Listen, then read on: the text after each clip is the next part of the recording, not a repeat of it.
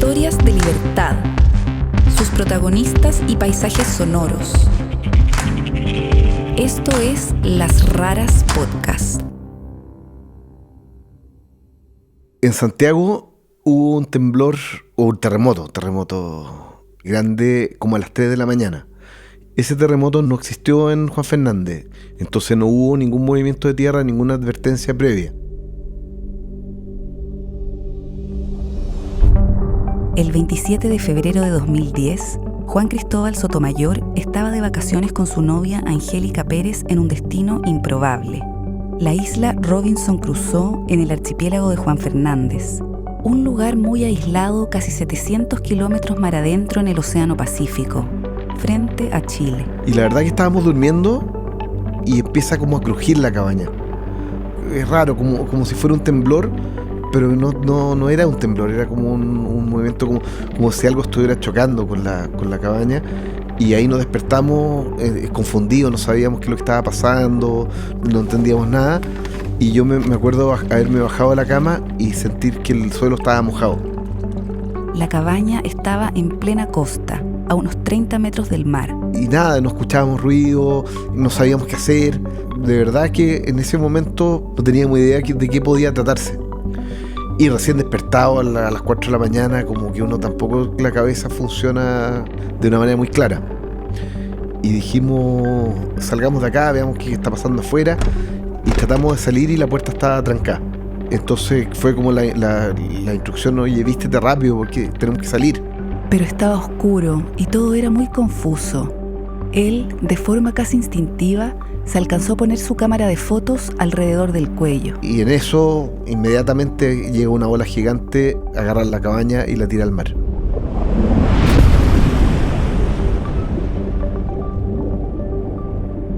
Y ahí perdí contacto con ella.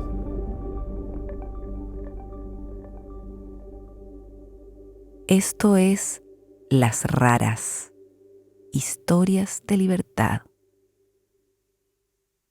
Juan Cristóbal y Angélica se conocieron ya de adultos. Ambos habían estado casados y él además tenía una hija. Angélica tenía muchas ganas de encontrar una pareja y formar una familia. Juan Cristóbal no tantas, pero a veces estas cosas simplemente suceden. Y ahí la conocí a ella y yo creo que nos enamoramos al tiro. Juan Cristóbal, a pesar de que tenía interés por la escritura, la fotografía y la música, era abogado, como su padre. Angélica, en cambio, era una artista entregada por completo a su trabajo. Ella era como un alma libre. O sea, en general dentro de mi profesión como abogado, uno está lleno de estructura, uno tiene que vestirse de una determinada manera, uno tiene que hablar de una determinada manera. Y ella como que no estaba ni ahí con eso. Angélica era asistente de dirección del Museo Nacional de Bellas Artes en Santiago de Chile. Ahí sobresalía por su compromiso y sus compañeros la consideraban una líder positiva, generosa y alegre, pero también frontal y crítica. Sus amigos le decían Chica Pérez. Ella como artista trabajaba el tema del té. Estuvo haciendo una investigación muy larga sobre el té. Lo ocupaba como material de trabajo, como discurso filosófico detrás. Utilizando el té, Angélica hacía performances en las que se vestía de blanco y mezclaba el arte y la espiritualidad. Estaba trabajando para doctorarse en arte contemporáneo y hablaba 5 idiomas, pero se mantenía completamente al margen de la hoguera de las vanidades que a veces rodea a los artistas. Como que todo lo que hacía ella era honesto, no había ningún protocolo detrás. Y eso a mí me encantaba de ella. Se conocieron el año 2008 gracias a una amiga en común, y sin planearlo mucho, empezaron una relación. Angélica encontraba que Juan Cristóbal era guapo y talentoso. Valoraba mucho su sensibilidad y sus inquietudes artísticas, y trataba de potenciarlas. La Angélica me decía, bueno, tú escribís increíble, ¿por qué no publicáis algo? Juan Cristóbal no estaba muy convencido, pero le encantaba que Angélica pensara eso. A pesar de su resistencia inicial, él también estaba feliz con su nueva relación. Lo que pasa es que encontrar una pareja en el mundo es una lotería, yo encuentro. Casi 2 años después de conocerse, eran una pareja consolidada, aunque con ciertas tensiones. Angélica quería vivir y tener hijos con Juan Cristóbal, pero él todavía no se sentía listo. La verdad que yo estaba un poco apanicado por la experiencia que había tenido con mi matrimonio. Y entonces no tenía muchas ganas de eso, de formar una familia. En ese momento, O sea, estaban dándose bien las cosas, como que yo pensaba, bueno, ya habrá tiempo. Teníamos 37 años, como que todavía queda mucho por delante. En eso estaban cuando a inicios del 2010 empezaron a planear sus primeras vacaciones juntos. Después de darle algunas vueltas, decidieron que no querían un destino tradicional. Y parece que ella lo dijo, yo lo dije, no me acuerdo, vámonos a Juan Fernández. Y eso nos sonó como match al tiro.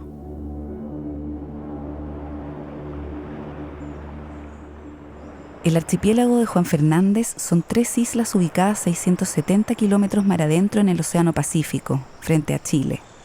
La única isla habitada se llama Robinson Crusoe, porque se supone que ahí vivió el náufrago que inspiró la novela con el mismo nombre.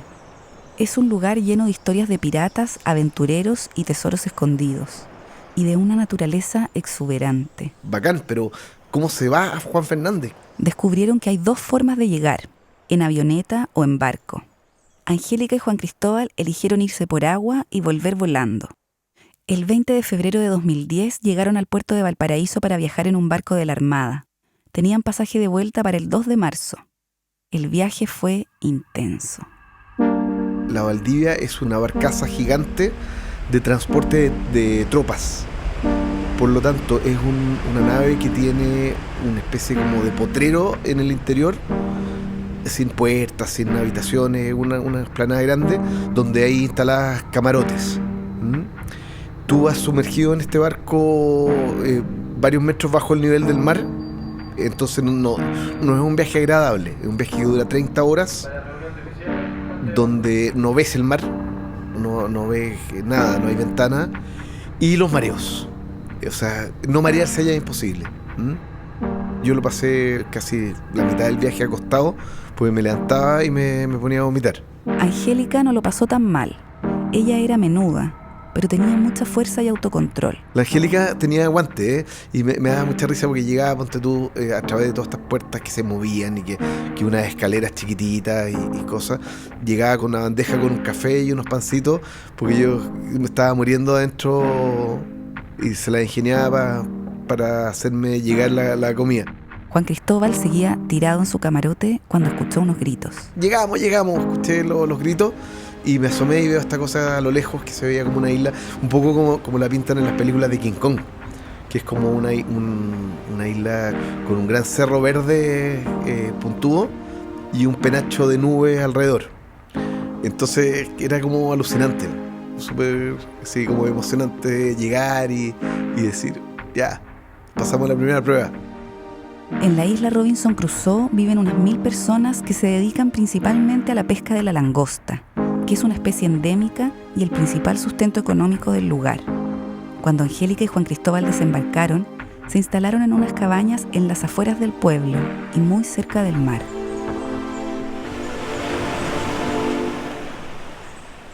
Era exquisito, o sea, lo que pasa es que era lo que queríamos, cero lujo.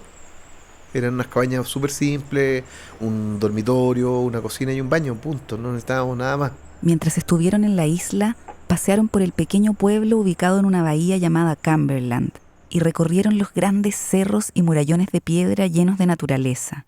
También visitaron el lugar en que se supone que vivió el náufrago que inspiró el libro Robinson Crusoe. Y por supuesto, comieron las famosas langostas de Juan Fernández. Sí, nos prepararon una langosta. O sea, compramos una y nos ayudaron a hacerla los chicos de allá. ¿Y quedó rica? Exquisita, sí. Mientras hacían todo esto, tomaban fotos y se sacaban selfies juntos. Una de las últimas noches en la isla, presenciaron un espectáculo que Juan Cristóbal dice que es una de las cosas más lindas que ha visto en su vida. A veces llegan cardúmenes de peces voladores. Entonces saltan y tú los ves ahí volando para arriba del muelle y todo eso. Y los cabros chicos los pescan. Entonces se arman unos anzuelos de 3 puntas y corren por el muelle y los pescan en el aire. Pero es el espectáculo porque van con unos faroles, porque estos pescados parece que reaccionan a la luz. Entonces van corriendo con unos faroles y van volando estos peces al lado y una cosa maravillosa. ¡Qué increíble! Sí. La noche del 26 de febrero fue una como cualquiera. Juan Cristóbal ni siquiera se acuerda qué hicieron exactamente. ¿Fue la noche en que se cortó la luz en toda la isla y hubo fuegos artificiales? No está seguro. Lo que sí recuerda bien es que cuando a las 4:30 de la madrugada llegó la ola, perdió contacto con Angélica y quedó sumergido en el agua dentro de la cabaña. Y fue bien espantoso porque en el fondo quedé atrapado en una jaula sumergida, o sea, absolutamente llena de agua y no podía salir. Y había así una franja de aire arriba cuando alcanzaba a salir la cabaña un poco a flote, y ahí respiraba, pero no tenía ninguna posibilidad de salir de ahí. Y de haber estado un montón de rato en eso, ¿eh? ¿Cuánto?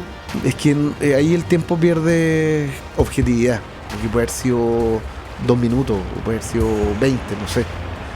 Pero se sentía como los crujidos de lo que pasaba afuera, con el ruido del mar, y algo pasa, que un objeto choca contra la cabaña y quiebra algunas tablas.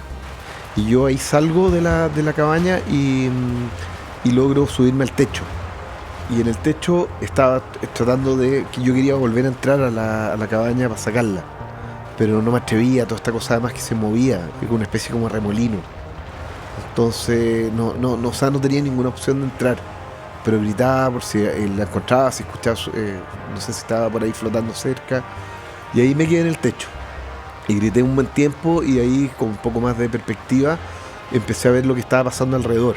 Entonces vi gente que se movía como en bote a lo lejos y luces en el cerro. Entonces me di cuenta que no estaba tan lejos de la playa. Y lo que me quedaba entonces era volver a tierra. Y en algún momento se empezó a hundir esta cabaña. Y ahí dije, no, tengo que salir. Y ubiqué un objeto que podía ser como flotable, y que después me di cuenta que era un bote de pescador dado vuelta. Y me subí arriba. Y estuve como tratando de mantenerlo equilibrado un tiempo, porque se iba para los lados. Era como la única cosa de la cual me podía afirmar. Y en algún momento me lleva una corriente fuerte y me deja como depositado en la playa. Y empiezo a correr dificultosamente hasta el cerro, y llegué hasta arriba, donde me tomó un agente y me dijo, ya está bien, está todo tranquilo, cálmate, estáis seguro. Y me pasaron ropa seca y nos llevaron a un lugar más arriba, donde habían prendido una fogata y estaban juntando a los sobrevivientes. Pasó que a las 3:30 de la mañana, en Chile continental, hubo un terremoto grado 8,8 en la escala de Richter, uno de los más grandes que se han documentado. Pero este apenas se sintió en la isla. Las autoridades chilenas de ese momento no mandaron ninguna alerta a Robinson Crusoe. Y 1 hora más tarde, un maremoto llegó y encontró a sus habitantes durmiendo desprevenidos. Escuchamos solamente el ruido. Yo diría que era un ruido monstruoso. Vidrios quebrándose, latas de techo retorciéndose, gente entre medio gritando. Voces de gente que estaba en el mar, pero era una turbulencia tremenda que había. Las construcciones, las casas donde había gente viviendo, todo desapareció, se fue borrado del mapa. Cuando empezó a salir el sol, los habitantes de Robinson Crusoe vieron gran parte de su pueblo destruido, convertido en escombros. Había una camioneta como sobre una higuera, ponte tú, como a 7 metros de altura.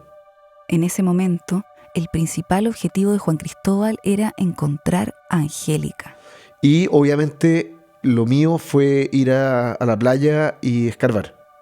Entonces caminaba solo, fui a buscar el lugar donde estaba la cabaña, que estaban los hoyos donde estaban los pilares de la casa, pero no había nada más. No encontraba ni una tabla, nada, ni un cepillo de dientes. ¿Y tú en ese minuto cuál era tu estado mental y emocional? Estaba esperanzado en encontrarla. Entre todo esto, tuvo que llamar a Santiago para avisar que Angélica estaba desaparecida. Uy, eso fue lo peor que me ha pasado en la vida. Hizo una fila que le pareció eterna para poder usar el único teléfono satelital que funcionaba en la isla. Todos querían comunicarse con sus familias en el continente. Y llamo y hablo con mi mamá.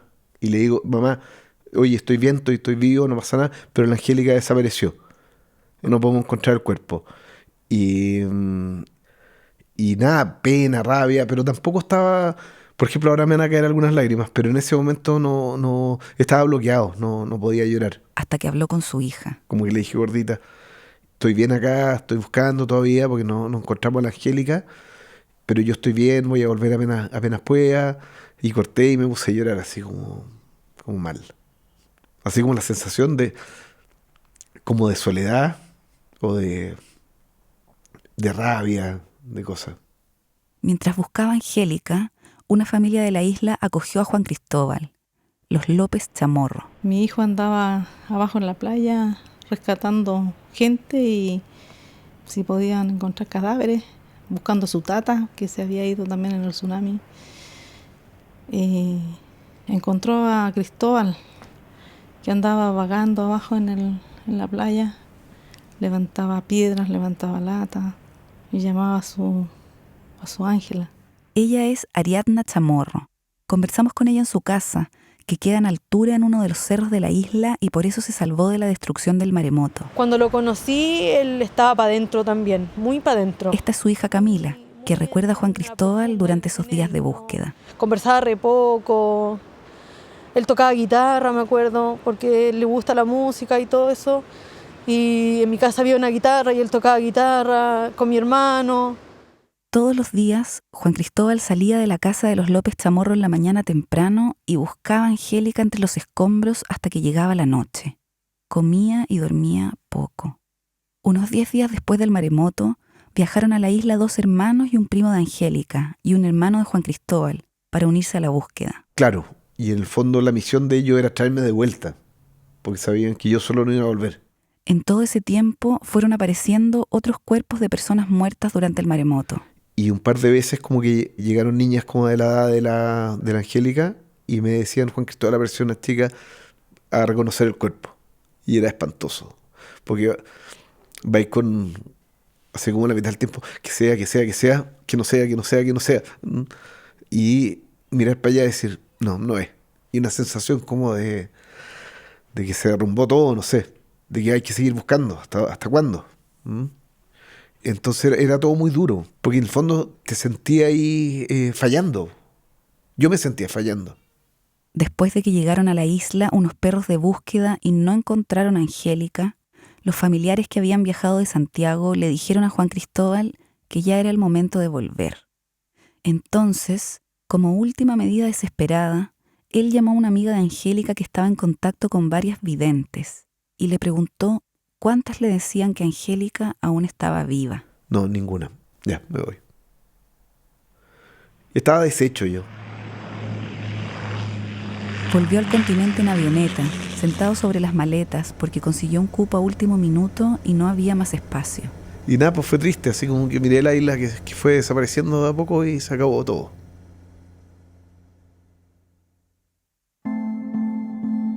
Han pasado 10 años desde que María Angélica Pérez Germain desapareció.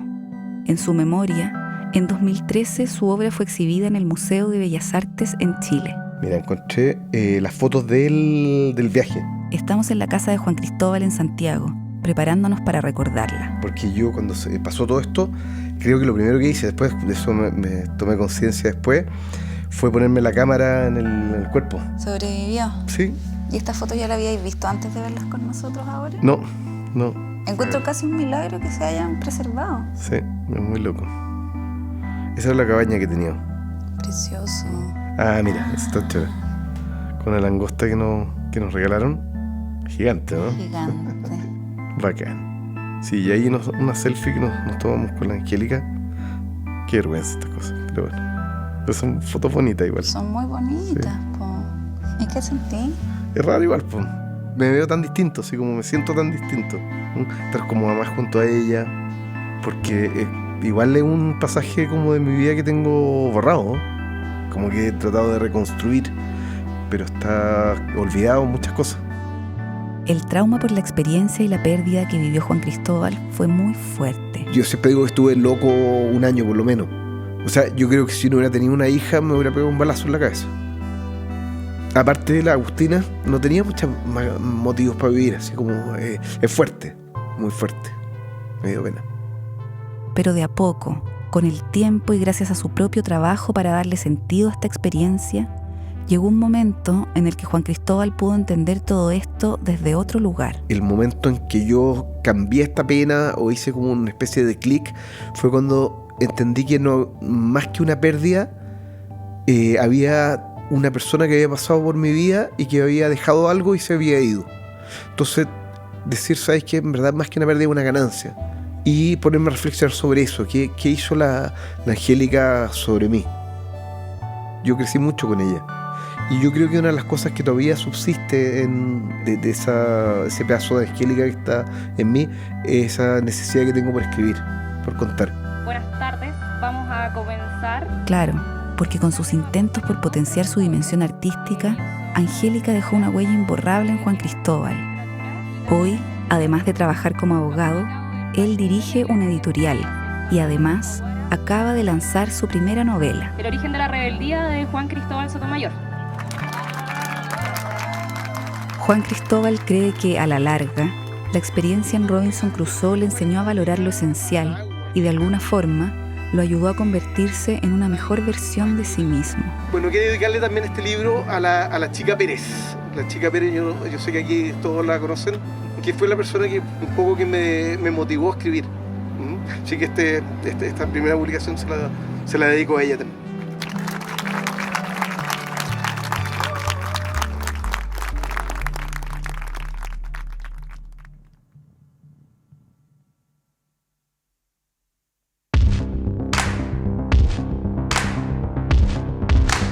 En el maremoto en la isla de Robinson Crusoe murieron 16 personas, de las cuales 6 desaparecieron. Queremos agradecer a Juan Cristóbal Sotomayor por compartir su historia con nosotros. Agradecemos a los habitantes de Robinson Crusoe, Ariadna Chamorro, Camila López, Juan Carlos Órdenes y Rudy Aravena por darnos sus testimonios. También agradecemos a las amigas de Angélica Pérez, Natalia Portugués y Paula Fiamma, con quienes conversamos para escribir esta historia.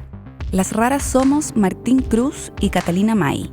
Pueden ver fotos y más información sobre nosotros y nuestras historias en lasraraspodcast.com y Las Raras Podcast en Instagram, Facebook y Twitter. Esta temporada fue producida con el apoyo de PRX y el Google Podcasts Creator Program. Las Raras cuenta con el apoyo y representación de Adonde Media. Nuestra música original es de Andrés Nusser. Las ilustraciones de nuestras historias son de Soledad Águila. Pueden escucharnos en Google Podcasts, Spotify, Apple Podcasts o donde prefieran escuchar sus podcasts. También estamos en theclinic.cl.